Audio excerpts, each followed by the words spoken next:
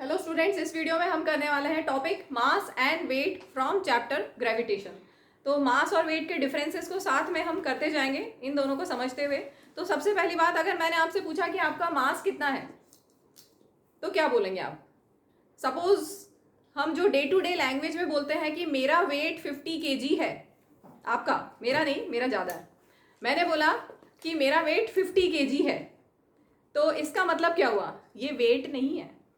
हम फिजिक्स की लैंग्वेज, हम डे टू डे लैंग्वेज में बोलते हैं कि मेरा वेट 50 kg है, लेकिन वो एक्चुअल में वेट नहीं है, वो मास है। ठीक है, और वेट 50 kg तो बिल्कुल ही गलत हो गई, यूनिट भी गलत हो गई।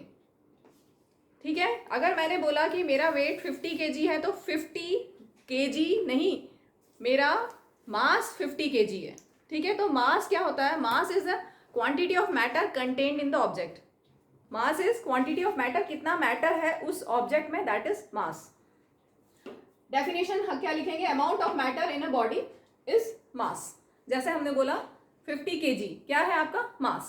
और मास एक ऐसी चीज है जो कहीं पे भी चले जाओ आप, अर्थ पे, मून में, स्पेस पे, कहीं पे भी चले जाओ, कुछ हाइट पे अर्थ से कुछ हाइट पे चले जाओ, या अर्थ के अंदर डेप्थ में कुछ चले जाओ, सभी केसेस में मास कांस्टेंट होगा, क्योंकि amount of matter contained in the body same रहता है, वो कभी चेंज नहीं होता।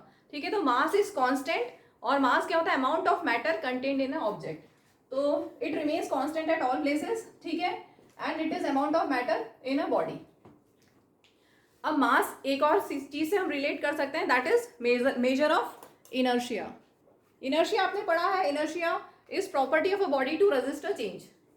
ठीक है, और mass depends on inertia. Greater the mass greater will be inertia. जैसे एक हम एलिफेंट लिया और एक एंट ली, किसका ज़्यादा मास है, किसका ज़्यादा इनर्शिया है? एंट का मास और इनर्शिया कम है, एलिफेंट का मास और इनर्शिया कंपैरेटिवली ज़्यादा है। ठीक है, so mass is a measure of inertia. अब इसके अलावा मास में और क्या? मास एक स्केलर क्वांटिटी है। जैसे मैंने बोला कि एक एग्जांपल हमने लिया कि मेरा मास है 50 kg। ठीक है, आपका मास 50 kg है, तो ये क्या है? स्केलर क्वांटिटी है। Scalar quantities are those physical quantities which have only magnitude, no direction. ठीक है, ये हो गया। और इसकी यूनिट क्या होती है? मास यूनिट kg, अभी जस्ट आपको बताया, मास यूनिट kg। और क्योंकि ये quantity of matter contained in the object है, तो ये हमेशा पॉजिटिव होगा। मास जैसे मैंने बोला 50 kg है, ठीक है, 40 kg है या 60 kg या 70 kg, कुछ भी, तो वो हमेशा पॉजिटिव होगा। It has to be positive always. ठीक है, और मास को कैसे मेजर करते हैं? अभी तो आजकल डिजिटल वेइंग मशीन होगी आपके पास घर में। ठीक है, इसके अलावा अगर आप फ्रूट्स वेजिटेबल्स लेने जाते हैं तो उनके पास बैलेंस होता है, बीम बैलेंस होता है। ठीक है, जिससे वो मास को इतना kg, 1 kg एप्पल आपने लिया, 1 kg बनाना लिया, या डजन्स में लिया तो अलग बात हो गई, अभी kg की बात करें तो 1 kg एप्पल लिया या कोई वेजिटेबल लिया आपने 1 kg 2 kg, तो हमने बीम बैलेंस से मेजर किया मास। ठीक है, तो मास पूरा हो गया क्लियर। इसके बाद हम आते हैं वेट पे। अब मैंने बोला कि मेरा मास 50 kg है, तो मेरा वेट कितना होगा? वेट होता है, इसका हम छोटा सा डेरिवेशन भी कर लेंगे अभी। वेट होता है mg। Weight is a force. Weight is a, अगर आप अर्थ पे हो तो weight is a force with which object is attracted toward the centre of the earth. Weight is a force due to gravity. Weight is a force with which object is attracted towards the centre of the earth. ठीक है, तो wait कितना होगा? m, और अगर g को मैं 10 ले लूं तो ये हो गया 500 न्यूटन। ठीक है, तो यूनिट क्या होगी? न्यूटन। ठीक है, और क्योंकि ये फोर्स है, वेट इज अ फोर्स, और फोर्स वेक्टर क्वांटिटी है। Vector quantities are those physical quantities which have magnitude as well as direction. ठीक है, तो weight is a vector quantity. अब वेट मे और मे नॉट बी फेल्ट। अभी आप earth पे हैं तो आप अपना वेट फील कर सकते हैं। ठीक है, लेकिन अगर आप स्पेस में जाएंगे, आपने सुना होगा एस्ट्रोनॉट्स को वेटलेसनेस फील होता है, भारहीनता फील होती है। वेटलेसनेस मतलब ऐसा लगेगा कि कुछ वेट ही नहीं है, क्योंकि स्पेस में जी जीरो होगा। स्पेस में g means acceleration due to gravity. अगर g acceleration due to gravity zero है, तो मास तो आपका 50 kg है, लेकिन acceleration due to gravity zero है। Any number into zero is zero, तो वेटलेसनेस W जीरो हो जाएगा, आपका वेट जीरो हो जाएगा। कब? जब जी जीरो है। जी कहाँ कहाँ जीरो होगा? स्पेस में जीरो होगा, या आप सेंटर ऑफ अर्थ पे जाएं, प्रैक्टिकली पॉसिबल नहीं है सेंटर ऑफ अर्थ तक जाना, क्योंकि अर्थ का क्रस्ट मेंटल और कोर तक जाओगे अर्थ के, तो इतना ज़्यादा मेंटल तक भी नहीं जा पाते हैं, क्योंकि इतनी एक्सट्रीम हीट होती है कि आप वहाँ तक पहुँच ही नहीं सकते। आपकी जो भी मशीनरी होगी सब मेल्ट हो जाएगी, ठीक है। लेकिन अगर गए तो at the centre of earth G zero होता है, तो जी अगर जीरो है तो वेट जीरो होगा। स्पेस में भी जी जीरो होता है तो वेट जीरो होगा, ठीक है। तो वेट मे और may not be felt, clear हो गया। इसके बाद it varies due to variation in g. अभी जस्ट मैंने बताया कि जी अगर अलग है, जी जीरो है, तो वेट चेंज होगा। जी कुछ और है, जैसे मून पे गए, मून पे जी कितना हो जाता है, 1/6 हो जाता है अर्थ से। अर्थ पे अगर 10 है या 9.8 है तो उसका 1/6 कर दो, उतना जी मून पे होगा। तो वहाँ पे चलो इसी को ले लेते हैं हम।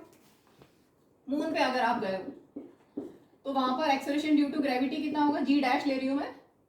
अर्थ पे अगर 10 है तो वहाँ पर कितना हो जाएगा, उसका 1/6 उसका 1/6 हो जाएगा, ठीक है। तो वेट कितना हो जाएगा, weight on moon W dash ले रहे हैं एम जी डैश। एम तो कभी चेंज नहीं होता, मास इज कांस्टेंट, कहीं पे भी चले जाओ मास कांस्टेंट रहेगा, ठीक है। तो ये कितना हो गया, मास है 50 और जी हमारा है 10/6, दैट इज 2 से कैंसिल करें, 2 5 10, 2 3 6, 5/3, तो ये आ गया 250/3 न्यूटन। डेसिमल में दें, 3 8 24, 3 3 9, ऐसा कुछ, ठीक है। तो अर्थ पे आपका वेट है 500 न्यूटन और मून पे गए आप तो 83.33 न्यूटन आपका वेट हो गया, ठीक है। तो weight varies due to variation in G. Space में जाएंगे तो वेट जीरो ही हो जाएगा, ठीक है। और इसको मेजर करने के लिए हम स्प्रिंग बैलेंस यूज करते हैं। डिफरेंसेस क्लियर हो गए, डिफरेंसेस आप लर्न भी कर लीजिएगा from examination point of view. अब इसके बाद हमने जो यूज किया W = mg, उसका डेरिवेशन करा रही हूँ। ऐसा लग रहा है कि अर्थक्वेक आ रहा है क्या, टेबल हिल रही है, हाँ। फ्रॉम न्यूटन्स हम कर रहे हैं डेरिवेशन ऑफ W = mg। अभी हमने अब पढ़ा था weight is the force with which object is attracted towards the centre of the earth, ठीक है। तो उसको डिराइव हम कर रहे हैं from Newton second law of motion. Force क्या होता है, मास इंटू एक्सेलरेशन, ठीक है, आपने पढ़ा हुआ है Newton second law of motion से F = ma।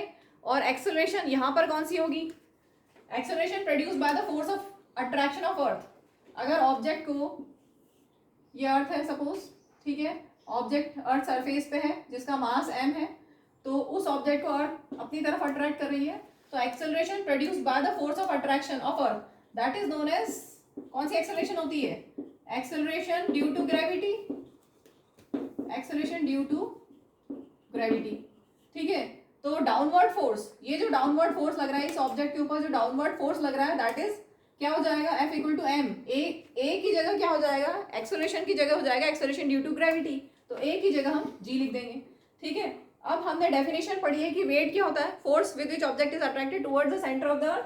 तो ये जो फोर्स ऑफ अट्रैक्शन है ऑन अ बॉडी, उसको क्या बोलते हैं, force of attraction is known as weight. Therefore इस फोर्स की जगह लिखा हमने W, तो W = mg डिराइव हो गया।